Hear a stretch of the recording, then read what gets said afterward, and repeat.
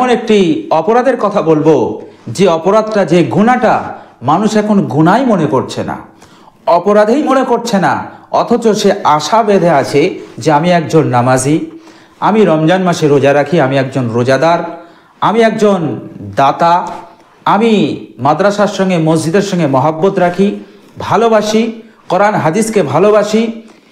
এর ওপরে তারা আশা বেঁধে আছে যে ইনশাল্লাহ আল্লাহ পাক আমার ভালো ফয়সালা করবে, অথচ তার মাঝে এমন একটি গুনাহ রয়েছে যে গুনাহটাকে সে গুনাহই মনে করে না।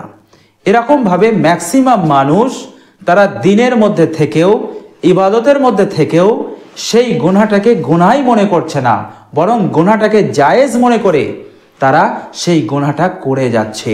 ম্যাক্সিমাম মানুষ, ম্যাক্সিমাম মুসল্লি, ম্যাক্সিমাম মুসলমান, ম্যাক্সিমাম ইবাদতকারী তারা এই গুনাহের মধ্যে লিপ্ত।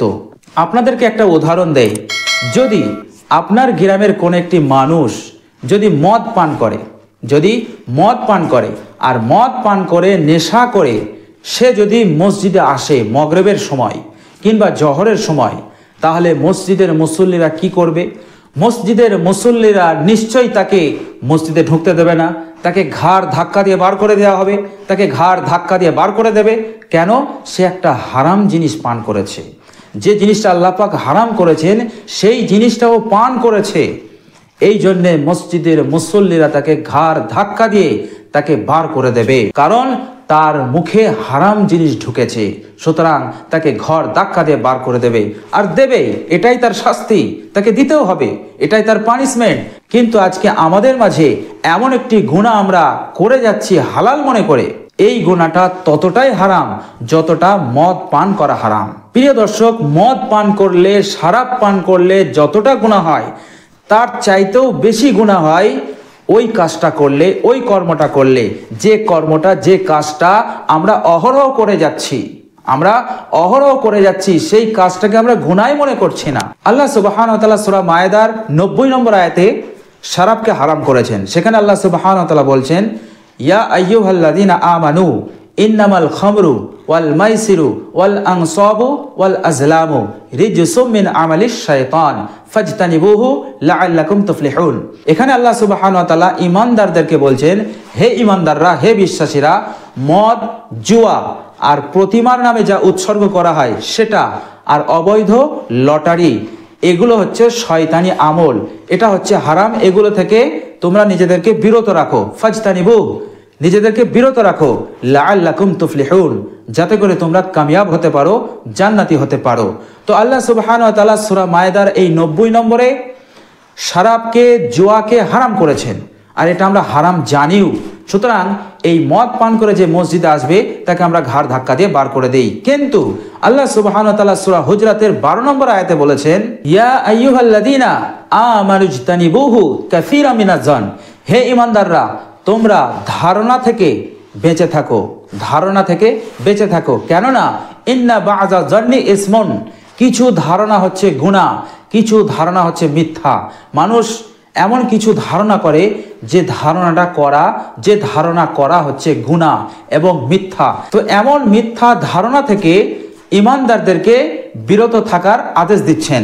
এরপর আল্লাহ সুবহানাহু ওয়া তাআলা বলছেন, ওয়ালা তাজাসসু, তোমরা একে অপরের গোপনীয় বিষয় জানার চেষ্টা করো না, একে অপরের গোপনীয় বিষয়টাকে জানার চেষ্টা করো না, অনুসন্ধান চালিও না।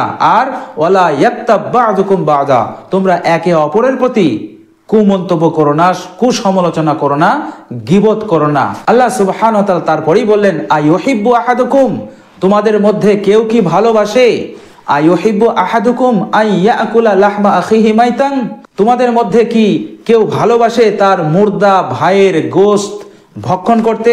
আইয়ুহিব্বু আহাদুকুম আইয়াকুলা লাহমা আখিহি, কেউ কি পছন্দ করে? ফাকারিহতুমু, আল্লাহ পাক বলছেন অবশ্যই তোমরা এটা অপছন্দ করো। তাহলে যখন তোমরা মুর্দা ভাইয়ের গোশত ভক্ষণ করতে অপছন্দ করছো, তাহলে তোমরা জিন্দা ভাইয়ের পিছনে, তার পশ্চাতে গীবত কেন করছো? কুসমালোচনা কেন করছো, কুমন্তব্য কেন করছো। কুমন্তব্য করা, পশ্চাতে গীবত করা, এটা হচ্ছে তেমনই যেন তুমি মুর্দা ভাইয়ের গোশত ভক্ষণ করলে।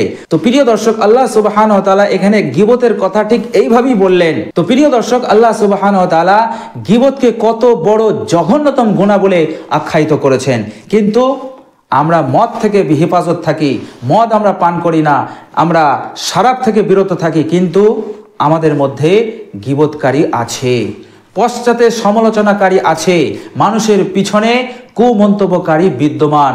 অথচ তারা রমজানে রোজা রাখছে, অথচ তারা ইবাদত করছে, 5 টাইমে 5 বার পাবন্দির সহিত নামাজও আদায় করছে, এরপরও তারা গীবতের মতন জঘন্য গুনায় তারা জর্জরিত হয়ে আছে, জড়িয়ে আছে, আর গীবতটাকে তারা হালাল মনে করে চালিয়ে যাচ্ছে।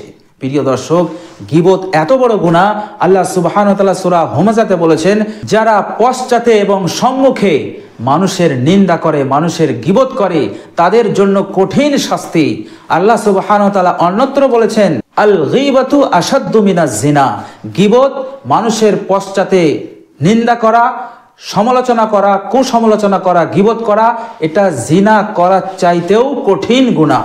প্রিয় দর্শক, এত বড় কঠিন গুনাহ, এরপরও আমরা এটাকে হালাল মনে করে সকাল থেকে নিয়ে সন্ধ্যা পর্যন্ত, আর সন্ধ্যা থেকে নিয়ে ঘুমের আগ পর্যন্ত আজকে আমরা কত গীবত করছি, কত কুসমালোচনা করছি, মানুষের পশ্চাতে কত কুমন্তব্য করছি, অথচ আমরা আশান্বিত হয়ে আছি যে আল্লাহ সুবহানাহু ওয়া তাআলা আমাকে জান্নাতি করবেন, আল্লাহ সুবহানাহু ওয়া তাআলা আমাকে কামিয়াব করবেন।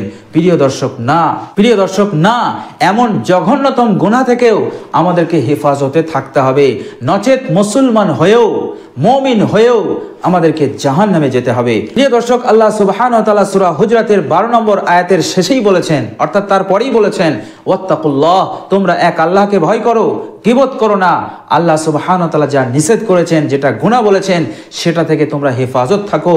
এই হেফাজত থাকাটাই হচ্ছে আল্লাহকে ভয় করা। তোমরা আল্লাহকে ভয় করো, অর্থাৎ গীবত করো না, সমালোচনা করো না, পশ্চাতে মানুষের নিন্দা করো না, গীবত করো না, এটা থেকে নিজেদেরকে হেফাজত করো। আর যা করেছো এবার তুমি তওবা করো। আল্লাহ সুবহানাহু ওয়া তাআলা বলছেন, ইন্নাল্লাহা তাওয়াবুর রহিম, নিশ্চয় আল্লাহ সুবহানাহু ওয়া তাআলা তওবাকে গ্রহণ করেন, কবুল করেন, তিনি হচ্ছেন দয়াশীল, দয়াবান। তো প্রিয় দর্শক, আজ থেকেই, এই ভিডিও দেখার পর থেকেই তওবা করে নেন, আর নিয়ত করে নেন যে কোনো মানুষের আমি গীবত করব না, কোনো মানুষের পশ্চাতে আমি নিন্দা করব না, না সম্মুখে করব না পশ্চাতে করব। যখন আপনি সকাল করবেন, মনটাকে পরিষ্কার করে ফেলবেন, অর্থাৎ মনের মধ্যে কোনো মানুষের বিরুদ্ধে শত্রুতা, হিংসা রাখবেন না। যখন আপনি এগুলো রাখবেন না, আপনার মন পরিষ্কার। এইভাবে আপনি দুনিয়ার বুকে চলাফেরা করুন, এইভাবে আপনি দুনিয়ার বুকে জীবনযাপন করুন। এবার আপনি আল্লাহর হুকুম পালন করুন, আল্লাহর ইবাদত করুন, আপনার হার আমল, আপনার হার ইবাদত ফলপ্রসূ হবে, আপনি কামিয়াব হবেন। লাআল্লাকুম তুফলিহুন, আল্লাহ পাক বলছেন সম্ভবত তোমরা কামিয়াব হয়ে যাবে, তোমরা নাজাত পেয়ে যাবে, চিরন্তন জিন্দেগি, উন্নত মানের জিন্দেগি, জান্নাতের জিন্দেগি, সেই জিন্দেগি তোমরা পেয়ে যাবে। তো প্রিয় দর্শক, অবশ্যই আমরা গীবত থেকে যেন আমরা হেফাজত থাকি।